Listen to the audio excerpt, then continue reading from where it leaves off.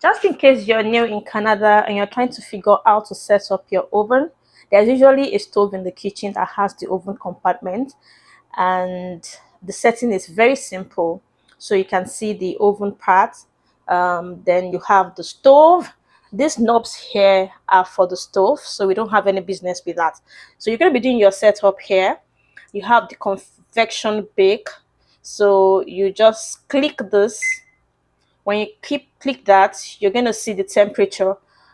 This is the regular, this is the normal temperature for baking, 350 degree Fahrenheit.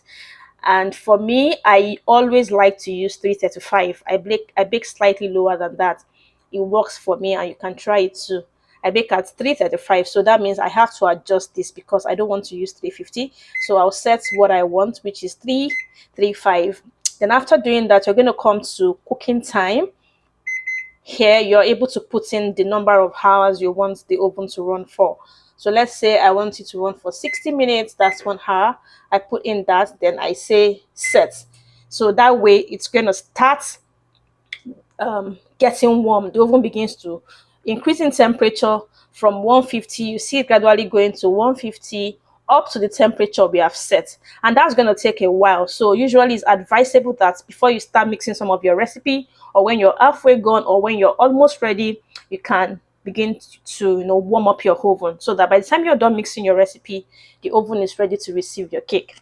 Now, having said that, when it reaches the temperature you have set for it, the oven is going to make a beeping sound to tell you that yes, that temperature has been reached and your cake can now come into the oven. And when you hear that beeping sound, you want to confirm again that you have the same temperature you entered in. Please confirm that. Sometimes when I enter 335, my oven beeps. I don't know why it beeps at lower than that. So you want to ensure that at that point where it beeps, you still cross check here to see that temperature here is what you want. If it's not what you want, then you adjust it one more time, then it will take it there. So when I'm satisfied, when it reaches the temperature I want, then I put my cake in. This is the oven. My oven has 3 racks, and people ask me, do I bake with the three? Yes, I bake with the three. My pans are about 3 inches tall. Um, let me put off the oven light. You have something here which is oven light, so that you can see better. So my pans are 3 inches high each, so there is enough space. I still have some space between the roof of the oven.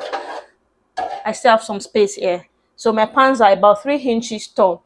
This part I don't have much space, so what I usually do is I put my cakes on the first two rack, then this down. If I have cupcakes, I put them there, and everything bakes perfectly. My pans are well spaced. It's not like they are contacting each other. I space them out.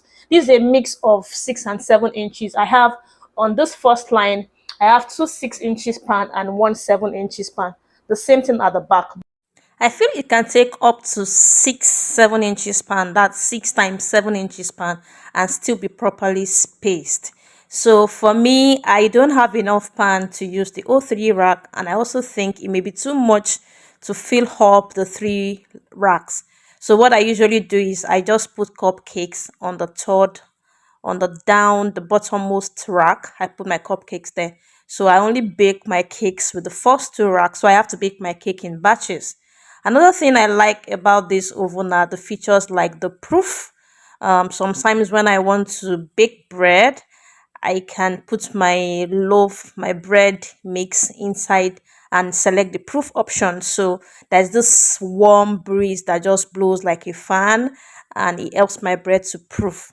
You also have the option of keep warm. The keep warm option, I use that to dry some of my figurines. Sometimes I use it to dry my edible sugar lace or anything that I want to dry really fast. Paper paper, rice paper, sales. The keep warm option really helps. So that's like it makes the oven warm, not so hot. If you're using the keep warm option, please stay close to your cake. It's beeping now, and it's not even at the temperature I set for heat, which is 335, and the beeping sound is already on. So that was why I said you may have to check again and be sure that it has reached the temperature you set. I don't know if that's a malfunctioning with my own oven. It's supposed to only beep when it reaches the temperature I set. So I had to put the temperature again, which is 335, and then it beeped again. At this point, I've used up about 10 minutes. So it took about 10 minutes for my oven to reach the temperature that I wanted it to get to. So you want to figure that in and know when to put on your oven. Now this is what my oven looks like when I have my butter, my cakes inside. Of course, the cupcakes are going to get ready before the cakes in the pan. So I have to carefully remove my cupcakes. The main cakes are halfway baked. This batch was chocolate and vanilla.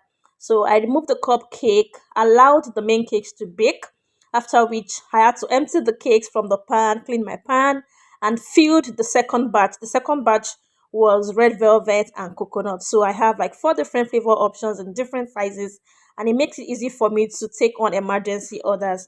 So these are the cakes. They are properly baked. They're looking good. I allow them to cool. Then I cling film each of them. After cling filming each of them, wrapping them well with a cling wrap, I kept them in my freezer. So it's just gonna be there